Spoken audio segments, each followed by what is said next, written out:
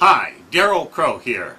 It's been our custom for some time now that on every Monday morning is to spend a few minutes and answer our students' questions. And as always, I have my good friend, my wonderful, calm, nice, humble guy, Joe Kaczynski, helping me. He's also the cameraman here, so we don't let him sit around and rust away. So, Joe?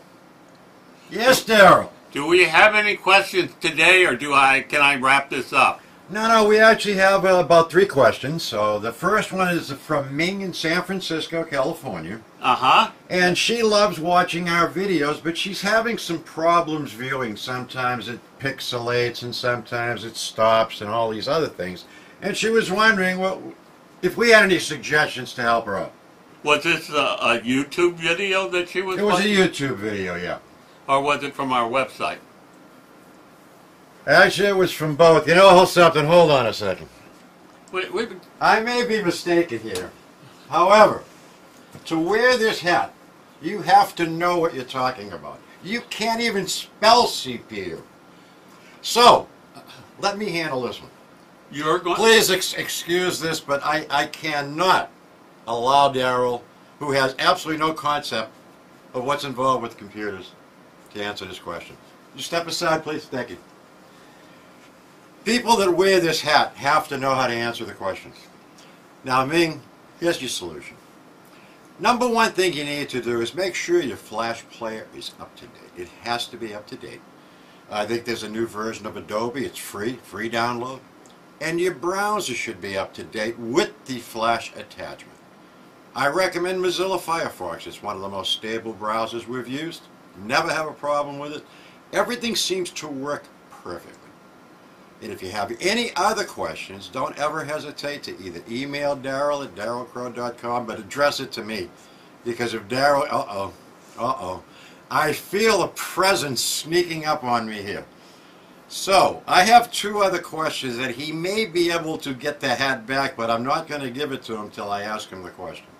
The second question is from Frank from England. His question is, I cannot draw a straight line with a liner brush. What do you do? I don't have a thought without a hat. Should I? Yeah, I'll give it a shot. Nice talking to you. Thanks, Joe, for that great answer that I didn't understand a single word of.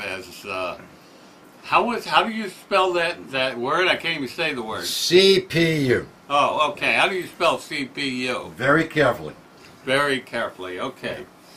Alrighty. Well, you know, the liner brush can be a tough brush to conquer. But what I'd like to do is first talk about what are some of the problems that prevent us from using the liner brush properly. The very first thing, Joe, is a lot of people have failed to understand that the very first time you pick up a liner brush, it should go into the medium. Each time you go into the medium and then into the paint. Never go into the paint and then onto the canvas, because that's really hard to control. Let me show you what I mean. What I've got here is a number 2 script liner brush, and it's made out of sable, and I have a little 2-ounce cup in which I've got some medium. The best thing to do is keep your medium cup about half full. And then you just dunk it in first, and then you go into the paint.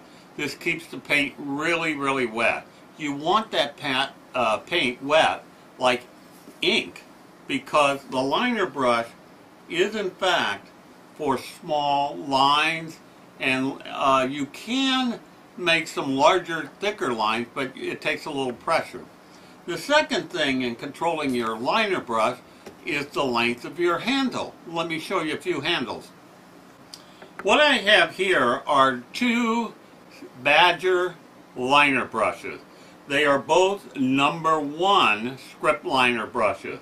One is considered the short handle, and as you can easily see, the other one is the large handle.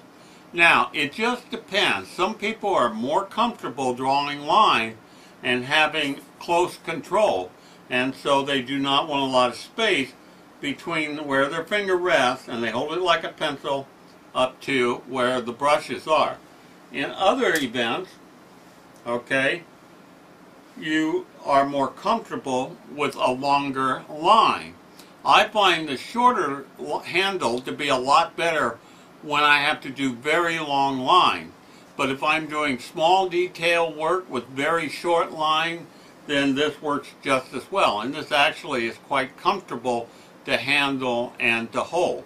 But it's going to be a matter of your preference, so try both to find out which gives you a better control. Now the next thing is the length of the hair. Let's take a look at that. The next thing is the length of the hair. This brush here is a number 2 script liner, and this is a number 1 script liner. Script liners can go all the way down to a -10, and they call that a 00.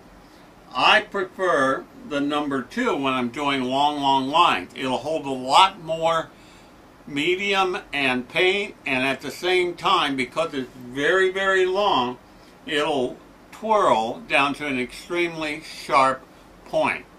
Now the next thing in good liner brush control is how much paint you're actually loading and how you load it onto the brush.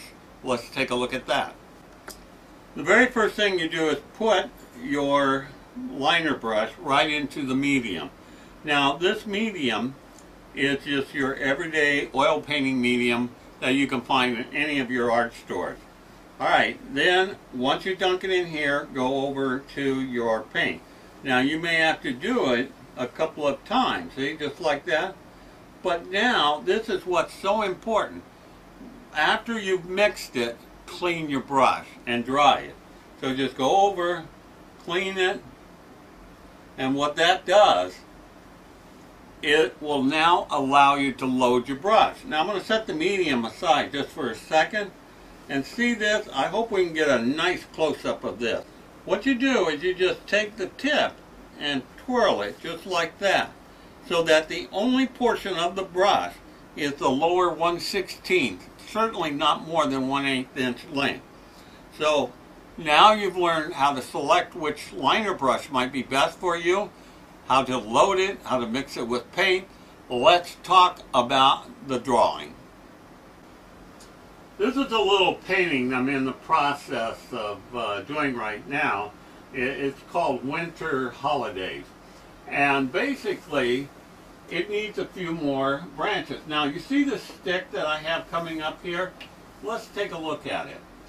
I just put a screw on a dowel, and it's a mall stick.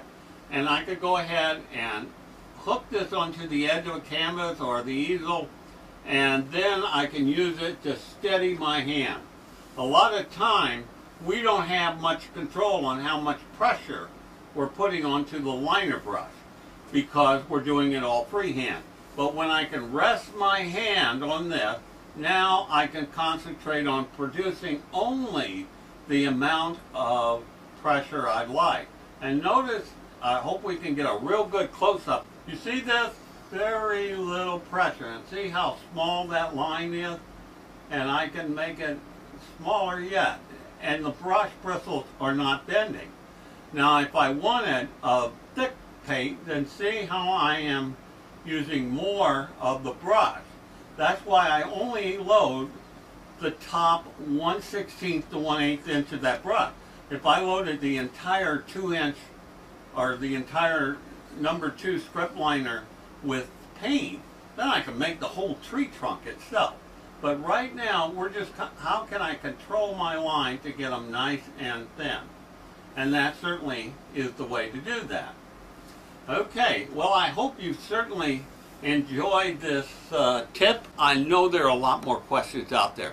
There's questions on how do I use my tools, how do I mix paint, care for things, and how do I do specific things, or I want to do a house, or I want to do jewelry on someone's wrist. There's 1,000 questions. I want you to send me the question that you have that's stopping you from creating the masterpiece you want. I'll send you a gift for every question. Even if we use the question and someone else has asked it and you were unaware of that, We'll answer your questions and we'll send you a nice gift as our way of saying thank you. So from all of us here to all of you there, Merry Christmas, Happy New Year.